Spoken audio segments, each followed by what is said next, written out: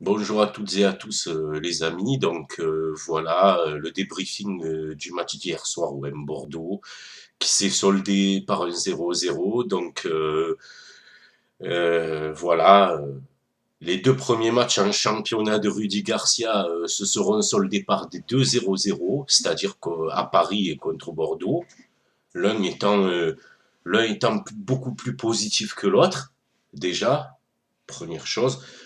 Après, bon, ben, on va passer aux performances individuelles parce que franchement, collectivement, tout ça, 0-0, franchement, un 0-0, je sais pas comment débriefer ça, moi. Je suis plus habitué à débriefer une victoire ou une défaite, comme ça, je sais ce que je dois dire. Là, franchement, je sais pas vraiment quoi dire, on va faire les joueurs directement.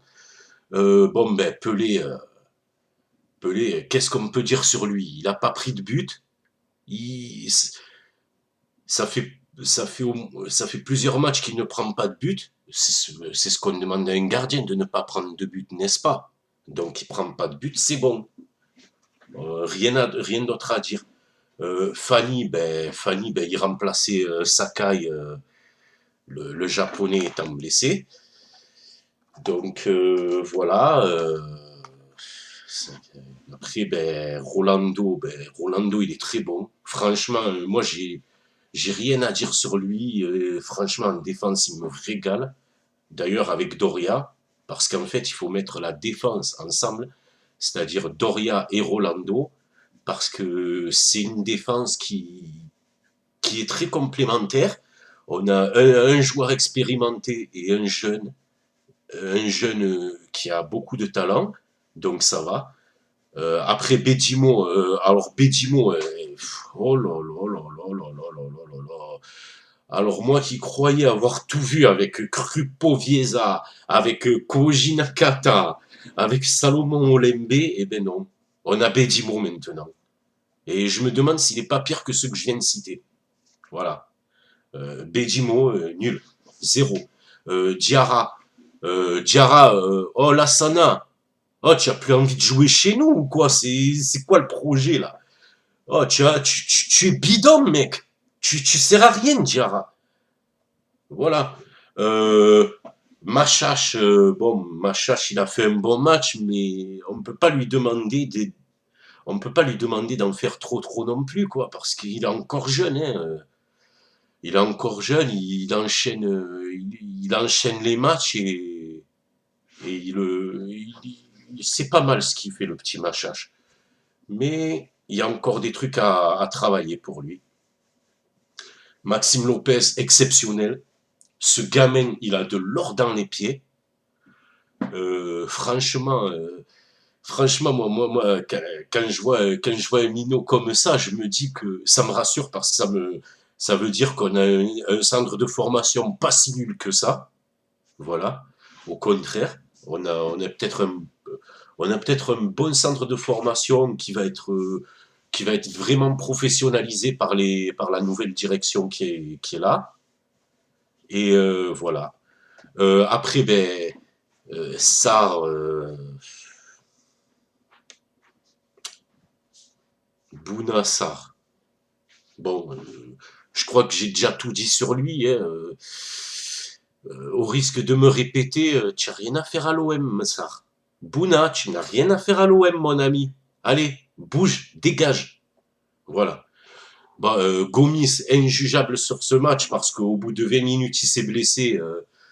Pour moi, je ne vois aucun intérêt de lui cracher dessus comme certains le font. Hein, parce que, attendez, oui, je vais revenir là-dessus. Parce qu'hier, sur le groupe, sur un groupe où je suis tombé sur un jeune. Oh, il disait, je mets Gomis en flop. J'ai dit, pourquoi je mets Gomis en flop? Vous savez, c'est quoi sa réponse? Parce qu'il est noir. Tu places un mec en flop par rapport à sa couleur de peau, petit? Mais tu es dégénéré, mon petit. Franchement, tes parents, quand je vois ça, je me dis, ça doit être quoi les conversations avec les parents à table? Oh là là, oh, ça fait peur des fois, les gens. Non, Thauvin, on ne peut pas le mettre en flop sur ce match. Au bout de 20 minutes, il est blessé. Hein? À ce moment-là, à ce moment-là, celui qu'il faut mettre en flop, celui qu'il faudrait mettre en flop, entre guillemets, ce serait Garcia de ne pas l'avoir sorti. Mais non, je vais mettre ni Gomis ni Garcia en flop. Faut arrêter, quoi. Gomis, il s'est blessé. Garcia, il a voulu voir s'il pouvait continuer, donc il a attendu la mi-temps pour ne pas faire un changement pour rien. Contrairement à beaucoup d'entraîneurs, que des fois, il y a un joueur qui te ressent une gêne, ça dure 5-10 minutes, et après, ça passe. Quoi, on dirait que certains, vous avez jamais joué au football, quoi. Et bon, ben, pour finir, le meilleur pour la fin, ben, Florian Thauvin, encore une fois l'homme du match. Franchement, ce joueur, c'est un joueur d'exception. Et je kiffe trop Thauvin. Je le kiffe trop. Il est, franchement, voilà, c'est ce genre de joueur. J'aimerais, si on en avait 11 comme lui, eh ben, on gagnerait tous nos matchs, quoi. Bon, après les entrées, ben, la première entrée, ça a été Leia Iseka à la place de Gomis, naturellement, vu que Gomis était blessé.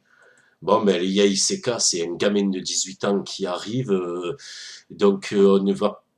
Moi, franchement, j'ai du mal à lui en vouloir sur ces deux occasions loupées parce que c'est encore un gamin, quoi. Il a besoin d'apprendre. Après, Cabella, bon, je vais aller chercher la bassine et je reviens parce que, ouais, voilà, quoi. Ce mec, il met à vomir. Voilà, à vomir. C'est le seul mot que je trouve à dire, à vomir. Moi, le Cabella, je le supporte plus. Ça y est, il m'a gonflé. Il m'a gonflé.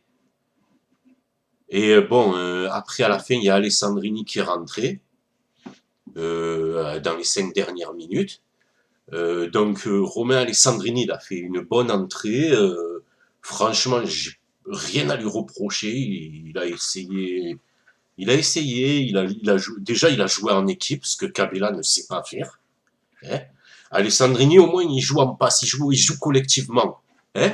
Que Cabella, c'est hop, je t'en dribble un, hop, je t'en dribble deux, et au troisième, eh ben, je me fais prendre le ballon systématiquement. Voilà ce que c'est Cabella. Cabella, depuis un an, je sais même pas s'il a eu plus de 10 occasions de but pour un joueur offensif. Et c'est très grave. C'est très grave. Franchement, moi, quand je vois ça, mais je me dis, mais c'est pas possible. C'est pas possible. Le mec, quand il était à Montpellier, déjà, quand il était à Montpellier, il était super bon. Mais chez nous, il est catastrophique, Cabella. Bon, mais voilà, hein, c'est tout ce que j'avais à dire sur ce débrief. Ben, dédicace à tous les habitués. Voilà. Et peace.